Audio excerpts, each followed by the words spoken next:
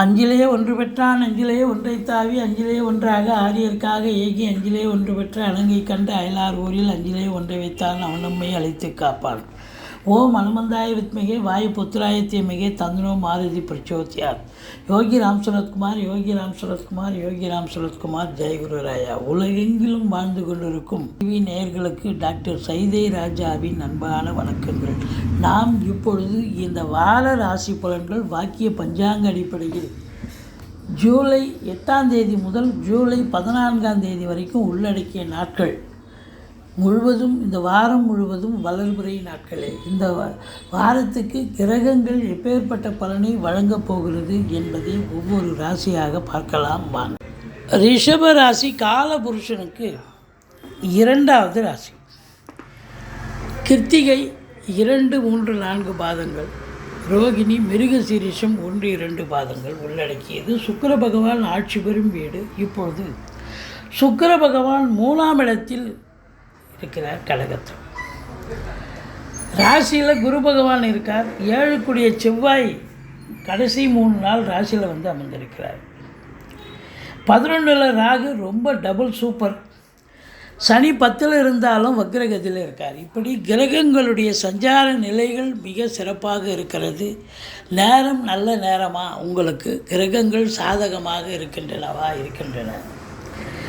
அப்போ இந்த ரிஷப ராசியில் பிறந்த அன்பர்களுக்கு நிச்சயமாக இந்த வாரம் ஒரு அமக்கலமான ஒரு வாரமாகத்தான், ஒரு முன்னேற்றகரமான ஒரு வாரமாகத்தான் அமையப்போகிறது. ராசியில் குரு இருக்காருங்க, சூப்பருங்க. அதாவது ஜென்மகுரு அப்படின்னு சொல்லுவாங்க. பட் இருந்தாலும் நம்ம வாரமாக பிரச்சனையை கொடுக்க போகிறார். குரு பார்க்க கோடி நன்மை. குரு எங்கெல்லாம் பார்க்குறாரோ அங்கெல்லாம் அற்புதமான பலன்கள் தரப்போகிறது. 5ஆம் இடத்தை பார்க்க போகிறார். குலதெய்வ வழிபாடு, ரிஷிகள் முனிகள் குருமாருடைய ஆசீர்வாதம் கண்டிப்பாக உண்டு.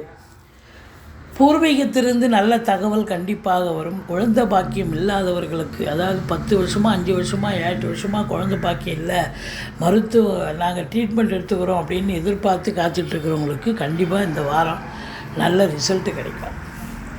பூர்வீகத்தை பிரிச்சிக்கலாம் அப்படின்னு நினைக்கக்கூடியவர்கள் பூர்வீகத்தை பிரிச்சிக்கலாம்.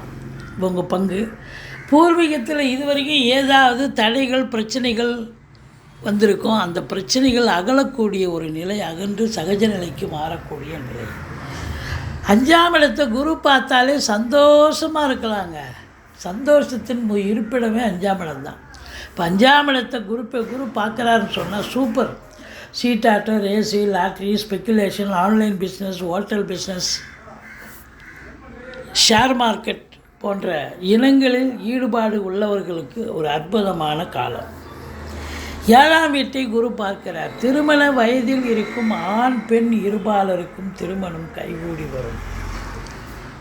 அது மட்டுமா,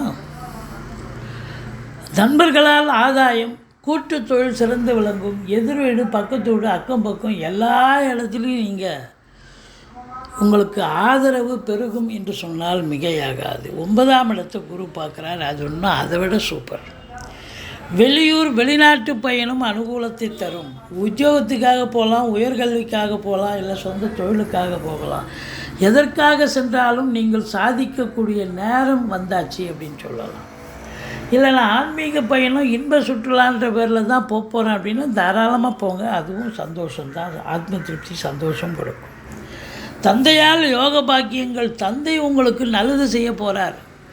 எதையும் போராடி ஜெயிக்க தேவையில்லை, ஈஸிலி டு கெட் அப்படின்னு சொல்லலாம். ஏன்னா பாக்கியஸ்தானத்தை குரு பார்த்தா பாக்கியத்தில் தடை இருக்குமா? இருக்காது.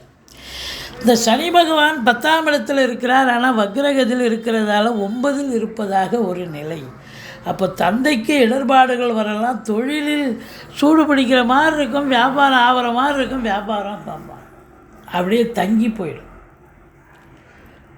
அதே நேரத்தில் ப்ரொடக்ஷன் சரியாக ஆனாலும் சேல்ஸ் இருக்காது. சேல்ஸ் இருந்தால் ப்ரொடக்ஷன் வராது. வியாபாரம் ஒரு மந்தத்தன்மை ஏற்படும். உத்தியோகத்தில் கூட பார்த்தா ஏதோ எடுத்தோமா முடிச்சோமான்னு இல்லாமல் ஜவ்வு மாதிரி இழுத்துக்கிட்டு போகும். வேலை பலு இருக்கும் அப்படின்னு சொல்லலாம். இந்த இரும்பு சார்ந்த நிலை, சின்ன லேத்பேட்லேருந்து பெரிய தொழிற்சாலை வரைக்கும் அதில் பணியாற்றக்கூடிய பணியாளர்கள், தொழிலாளர்கள், ஓனர் நிலக்கரி சுரங்கம், பெட்ரோலியம் ப்ராடக்ட் எல்லா இடத்துலையும் பார்த்திங்கன்னா அதிகப்படியான உழைப்பு, அதிகப்படியான அதாவது என்னென்னா அதிகப்படியான நேரம் நீங்கள் செலவிட வேண்டிய சூழ்நிலை இருக்கும். ஆனால் 11ல் ராகு பெரிய கிஃப்ட்டு. ராகு இருக்கிறது பிரம்மாண்டத்தை தருவார். நல்ல தொழில் நல்ல என்விரான்மெண்ட்டாக தான் பண்ணுறீங்க. அதிகப்படியான உழைப்பு செலுத்தினாலும் அதுக்குப்படியான உங்களுக்கு வருமானம் நிச்சயமாக இன்புட் இருந்தால் அவுட்புட் கண்டிப்பாக கிடைக்கும்ல. டெஃபினட்டாக நல்ல ரெட்டிப்பு லாபம் கிடைக்கும். 500 ரூபாய் எதிர்பார்க்குற இடத்துல 500 ரூபாய் கட்டே கிடைக்கும் அப்படின்னு சொல்லலாம். மூத்த சகோதரம் இருந்தால் அவரால் அனுகூலம் கிடைக்கும். வெளிநாடு சம்பந்தப்பட்ட விஷயங்கள், அந்நிய பொருளாதாரம் வீடு தேடி வரும். உள்நாட்டு வாணிபம், வெளிநாட்டு வாணிபம், ஏற்றுமதி இறக்குமதியாளர்கள், ஷேர் மார்க்கெட்டில் இன்வெஸ்ட் பண்ணுறவங்க, ஸ்பெக்குலேஷன் பண்ணுறவங்க, ஆன்லைன் பிஸ்னஸ் பண்ணுறவங்க, ஹோட்டல் பிஸ்னஸ் பண்ணுறவங்க, இவங்களுக்கெல்லாம் ஒரு சிறப்பான காலம். 12ல் செவ்வாய் 4 நாள் இருக்கார். சகோதரர்களால் செலவினங்கள் ஏற்படும். அசையா சொத்துக்கள் மூலம் செலவினங்கள் ஏற்படும். பூர்வீகத்தில் வீடு கட்டுவீங்க, வீடு ஆல்ட்ரேஷன் பண்ணுவீங்க, ஏதாவது ஒரு வேலையை சுப செலவை எடுத்துக்கிட்டு போவீங்க. பிள்ளைகளுடைய உயர்கல்வி சிறப்பாக இருக்கும். வெளிநாட்டில் போய் படிக்கக்கூடிய கல்வி மிக நல்லா படிக்கிறாங்கன்னு இன்ஸ்டியூட்லேருந்து தகவல் வரும். திருமணத்திற்கான செலவுகள், சுப செலவுகள், அதாவது நகை எடுக்க, ஜவுளிக்கு போக, திருமணம் அப்படின்னா இவ்வளோ இருக்குது செலவு. இந்த அற்புதமான சுப செலவுகள் ஏற்படக்கூடிய ஒரு காலகட்டமாக இது விளங்குகிறது. உங்களை பொறுத்தவரையிலையும் செவ்வாய் கடைசி 3 நாள் ராசியில் இருந்து குருமங்கள யோகம் ஏற்படுகிறது. 7ஆம் வீட்டை பார்க்கிறது. குடும்பத்தில் மேன்மை, பொருளாதார மேன்மை கண்டிப்பாக இருக்கும். சொத்து பத்து வாங்கக்கூடிய சூழல் ஒரு சிலருக்கு ஏற்பட்டாலும் அலைஞ்சி திரிஞ்சு எப்பேற்பட்டாவது வாங்கிடுவீங்க. 4ஆம் இடத்தை சனி பார்க்கிறார். சுகம், உங்களுக்கு சுகம் அடிபடுகிறது. கொஞ்சம் பிஸியாக வேலை பார்ப்பீங்க. ரெஸ்ட் எடுக்க நேரம் இருக்காது, உண்ண நேரம் இருக்காது, உறங்க நேரம் இருக்காது. ஒரு சிலருக்கு தேக ஆரோக்கியத்தில் பிரச்சனை ஏற்படும், அல்லது உங்களுக்கு தாய்க்கு தேக ஆரோக்கிய பிரச்சனை ஏற்பட்டு மருத்துவ செலவுகள் ஏற்படும்.